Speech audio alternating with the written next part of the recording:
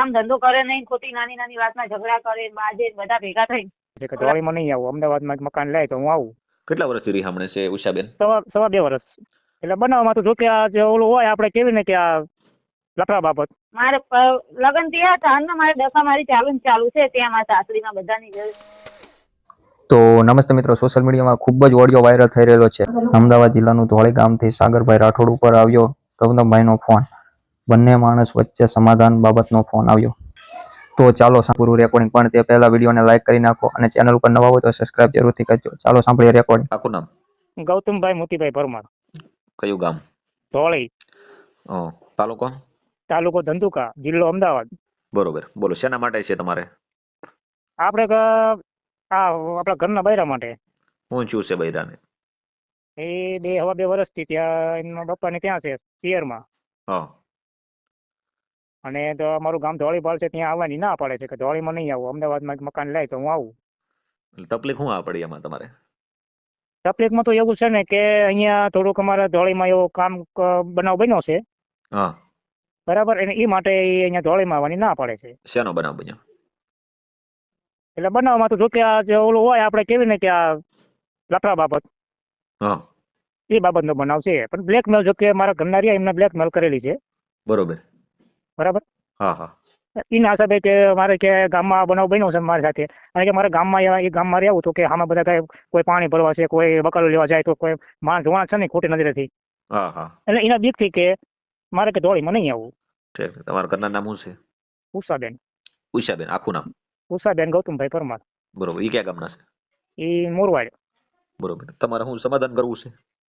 હા, આપણે પતતું હોય તો આપણે સમાધાન, એમાં ક્યાં ના છે. કેટલા વર્ષથી રીહામણે છે ઉષાબેન? સવા 2 વર્ષ. સવા 2 વર્ષ. ને તમારા દીકરો દીકરી કેટલા છે? મારે એક છોકરો છે 9 વર્ષનો. બરોબર. તો લગ્ન કરવાને કેટલો ટાઈમ થયો તમારે? લગ્નનો 10 વર્ષ. બરોબર. હવે તમારા જે આ દીકરો છે એનું નામ શું કીધું? એનું નામ બળદેવભાઈ. બળદેવભાઈ. બરોબર. કાંઈ વાંધો નહીં, તમારું સમાધાન કરી નાખીએ. બીજું શું ભલામણ? કોઈ વાંધો નહીં, તમારો આભાર. તો બીજું શું કહું સાગરભાઈ? તમારા પાસે વિડીયો વાયરલ કરવાની તમારી મંજૂરી છે ને? તો અરે આ તમ તારે મેકો ને આખી અડધી આપડી જતું હોય અમારી જે જવાની આબરૂ મારા પપ્પાની. એટલે એમાં આપણે થોડું સોશિયલ મીડિયા આમાં પર્દાફાશનું કામ છે. અરે એવું નથી, આમાં જો કહેવાય આપણે બરાબર ને, તો વિડીયો શું બધી વસ્તુ કહેવાય. કાંઈ વાંધો, એટલે મંજૂરી છે ને એમ? હા, તમ તારે મેકો, બરાબર છે. હું કહું છું મેકો તમ તારે, અને ઓલી તમે બનતી મારી થોડી કોશિશ કરજો, બરાબર? કાંઈ વાંધો નહીં. જે તમારે બીજું શું છે, ઘટના શું બનેલી છે? ઘટના એટલે મારી વાઈફ સાથે બનેલી છે ઘટના. તો હા. એ અમારા ગામનો છોકરો છે, એવું મારી ત્યાં હું હીરા ઘસતો હતો. હા હા. હીરાનું કામ કરતો હતો હું ત્યાં. હા.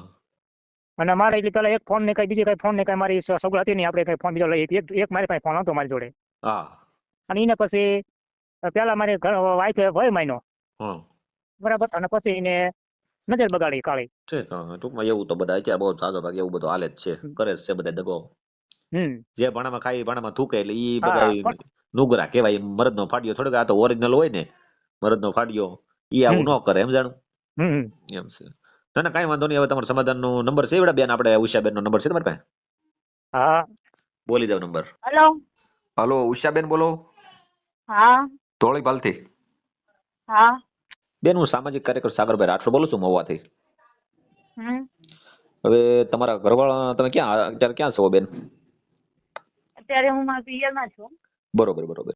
તમારે 2 દીકરા છે બેન કે એક છે? એક જ છે મારો દીકરો. હા હા. તમારા ઘરવાળાનું નામ શું બેન? ગૌતમભાઈ છે? ગૌતમભાઈ મોતીભાઈ પરમાર. હા. હવે એનો મારા ફોન આવ્યો હતો. હા હા. કે મારા ઘરના હારે મારે સમાધાન કરવું છે, ને તમે સાગરભાઈ કરાવજો, મહેનત કરો તો થઈ જાય સમાધાન. 2 વર્ષથી તમે રીહામણે છો બેન? 2-2.5 વર્ષ થયા. હા, 2-2.5 વર્ષ. હવે બેન એમાં તકલીફ શું છે? રીહામણે રહેવાનું કારણ શું છે બેન? રીહામણે રહેવાનું કારણ, જો મારા મેરેજ થયા 12 વર્ષ થયા, મારા મેરેજ થયા. હા. હવે હું ત્યાં મેરેજ કરીને ગઈ, મારે લગ્ન થયા હતા અને મારે દફા મારી ચાલુ ને ચાલુ છે ત્યાં મારા સાસરીમાં બધાની જરૂર. બધે એવું જ છે નહીં, મારા ઘરવાળામાં કામ ધંધો નહીં કરતા, કઈ નહીં, ને નાની નાની વાતમાં બધું માનસિક ટોર્ચર દે, અને બધી રીતે મને ટોર્ચર દેતા હતા, હેરાન કરતા હતા. ઈ બેન એટલે પણ તમારે કેટલા ટાઈમ થી બેન માનસિક ટોર્ચર દેવા મળ્યા તમને?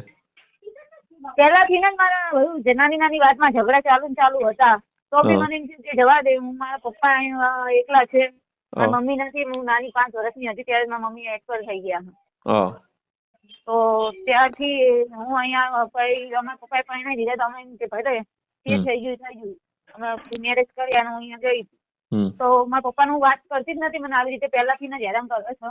કામ ધંધો કરે નહીં, ખોટી નાની નાની વાતમાં ઝઘડા કરે, બાજે બધા ભેગા થઈ ઓલા મારા સસરા જીમ થાય એમ બોલે, આ ઘરવાળા બોલે. એમાં હું છે કે જો મારી વાત સાંભળો, હવે તમારે સાસુ સસરા તો 5 દિવસે સમજી લેજો, એ થોડું ઘણું ગૌટું માવતર કહેવાય એટલે તમારે થોડું ઘણું એડજસ્ટ કરવું પડે.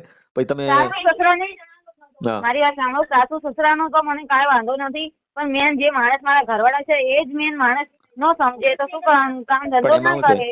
એનું કહેવાનું એમ છે ગૌતમભાઈ કે એ એમ કે છે કે અમદાવાદમાં તમે મકાન લ્યો એમ, બરોબર? તો તમારું શું કેવું છે, મકાન લઈ તો તમારે જવું છે એવું છે? મકાન લે, અમદાવાદમાં મકાન લે, પણ એમને મને હું અમદાવાદમાં પહેલા 2 વર્ષ પહેલા હું અમદાવાદમાં જ લઈને આવી હતી એમને કામ ધંધો કરવા. મારી તો પેલા સ્ટાર્ટિંગમાં કઈ મકાન ભાડે લેવાય નહીં, એટલે મારી એક નાની બેન રહે છે ને અમે ત્યાં રહેતા હતા. તો કામે નો જાય ને ઘરે બેસી જાય. ધંધો તો કરવો પડે, ધંધો કર્યા વગર તો કાંઈ છોકરા ભૂખ્યા રહી. તો ત્યાં ગામડે કામ ધંધો નતા કરતા અને નાની નાની હું કઈ કહું એટલે કે તારે બહુ આટલું બધું કરવું હોય ને તો તું કામ ધંધો કર, હું તારા મહોત્સવ પૂરા ના કરી, તું તને ખવડાય નહીં તો કામ કર, બધા એવી રીતે મને બેન મારી વાત સાંભળો ઉષાબેન, થોડું ઘણું આપણે એડજસ્ટ કરી લેવાનું, કેમ કે આપણે કામ ધંધો મેં 12 વર્ષ આવી રીતે જ મેં કાઢ્યા છે, કામ ધંધો નહીં કરતા, મને બધી રીતે ટોર્ચર કરતા હતા, છતાં મેં માનસિક ટોર્ચર કરતા તો બી મેં બધું સહન કરી લીધું, કેમ કે છોકરા માટે મા બાપની આબરૂની ખાતર. ના એ વાત તમે સંસ્કારિક લાગો છો તમારી વાત બોલી, પણ તમે એમ કીધું કે મકાન તમારે કે અમદાવાદમાં મકાન લઈ તો તમારે જવું રિહામણે. એવું નહીં કીધું, એવું નહીં કહેતી. જો ભાઈ મારી વાત સાંભળો, ગમે તે છોકરી હોય, હવે અહીંયા ગામડામાં કાંઈ કામ ધંધો નથી, હવે મને હવે અમારો 3 જણા અમે એમને એક હોય તો વાત અલગ છે. હું ભેગી રહેતી હતી ને તો સાસુ સસરા એ પૈસા દેતા જ નતા, પહેલાથી ઘરમાં પૈસા નતા દેતા, કામ કરે ને બારે મોસમ કરીને પૂરા કરે, ઘરમાં પૈસા ન દે. તો પછી મારા સસરા દરરોજ ના ઝઘડા કરે, મારે તમને બધાને ખવડાવવાનું, મને જ સંભળાવે મારા સસરા અમને ટીમ ને કે ઘરમાં પૈસા. તો હું એ ટોર્ચર થી કંટાળીને તોય મેં 10 વર્ષ ભેગી રહી.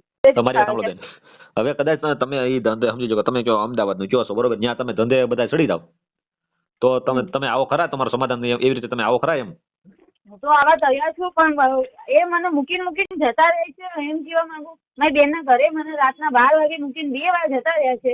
હવે હું જો કાલે આવતા ને તો કાલે અમદાવાદમાં આવતા ને કાલે આવવા તૈયાર છું, પણ હવે એની ગેરંટી કોણ લેશે કે મારી વાત સાંભળો બેન, કે ઈ હવે અત્યારે એમ કે અત્યારે સુધરી જશે, બરોબર, એની ભૂલ બધી એને સમજાણી છે ગૌતમભાઈ ની, અને એમ કહે છે અત્યારે કે હવે અમારે બાઈને તેડી લેવી છે, બરોબર છે?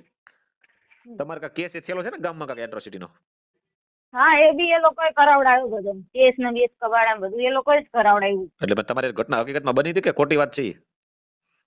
એ વાત તો એવી હતી કે એમાં જે હું મારા ઘરવાળાની વાત કરું છું ને, એમને અહીંયા ગામમાં હીરા ઘસવા બેસતા હતા, ત્યાં એનો શેઠ જ હતો, અહીંયા કારખાનું હતું, ત્યાં એમને કામ કરવા જતા હતા. તો હવે અમારી પાસે એક જ ફોન હતો, મારા ઘરવાળા પાસે મારી પાસે એક જ ફોન હતો, એ નંબર આપેલો હતો, મેં ફોન ઘરે પડ્યો રહે એટલે ફોન આપ્યો તો પછી એ ફોનમાં નંબર હતો એટલે મારે ફોન કરીને મને ટોર્ચર કરતો હતો, ફોન કરીને વાત કરતો, હેરાન કરતો હતો. એટલે મેં મારા ઘરવાળાની વાત કરી કે તમે કામે જાઓ છો એટલે એ માણસ મને આવી રીતે ફોન કરે છે. એ તો માણસને આપણે કહી દઈએ બેન, કેમ કે એની પાસે કેસ છે એટલે એને હવે ભાન થઈ ગઈ છે. પણ મારું કહેવાનું શું છે, કાંઈ પ્રશ્ન નથી, એ કેસ કબાડાનું તો કોઈ લેવા દેવા નહીં. મેન એવું છે કે આમને કામ ધંધો કરે, અમદાવાદમાં ભલે આવે, મકાન લે, કામ ધંધો કરે. મકાન બેન જો મારી વાત સાંભળો, અત્યારે તમારી પોઝિશન એવી ન હોય કે તમે મકાન લઈ શકો, તો તમારે ભાડે રાખીને તમારે કામ ધંધો કરીને રાખે પડે છે. વાત કરું છું, એમ તો ભાડે લેવાનું મારા દિયરનું મકાન છે, સરખેજમાં મકાન છે, મેં દિયરે ભાડે આપ્યું છે. કાઈ વાંધો નહીં, તમારે સમાધાન નું નક્કી કરી નાખીએ, બરોબર? આપણે કામ ધંધો 2 જણા. મારી વાત સાંભળો, સમાધાન ની વાત કરો તમે.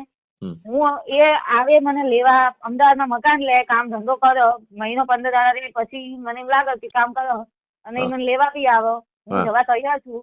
પણ કાલ સવારે મને ગમે ત્યાં મૂકીને જતા રહેશે, કાંઈ બી થયું ને મને મૂકીને જતા રહે તો હું કાંઈ ખોટું પગલું ભરીશ, એની જવાબદારી કોણ લેશે? ખોટું પગલું બેન ક્યાં ભરવાનું આવે? એમાં તમારે પોલીસ ને ફોન કરવાનો. માણસ ઉપર વિશ્વાસ નથી મને એમની ઉપર. મારી વાત સાંભળો બેન, તમારે પોલીસ સ્ટેશનમાં ફોન કરી દેવાનો. તમને મૂકીને જાય ને એટલે પોલીસ સ્ટેશનમાં ફોન કરી દેવાનો ડાયરેક્ટ. હું તમને નંબર આપું, એમાં 181 માં હેલ્પલાઈન, મહિલા હેલ્પલાઈનમાં ફોન કરવાનો કે મને મૂકીને જતા રહ્યો છે, એટલે તરત તમારે જડબે સલાહ થઈ જાય બેન. હા, હું એમની જોડે તો કોઈ વાત, તમે વાત કરો શાંતિ છે. હા, તો તમારું સમાધાન નક્કી કરાવું ને, પણ પાકો કરી દઉં ને. મહુવાથી સામાજિક કાર્યકર્તા ને. હા, હાલો વાંધો નહીં બેન, તમારું સમાધાનનું પાકું કરાવી દઉં છું, બરોબર? સમાધાન તો તમારું શું કેવું છે કમેન્ટમાં તમારી રાય જરૂરથી આપજો, અને આવા જ નવા વિડીયો જોવા માટે અમારી ચેનલને સબસ્ક્રાઇબ કરી લેજો. જય હિન્દ, જય ભારત.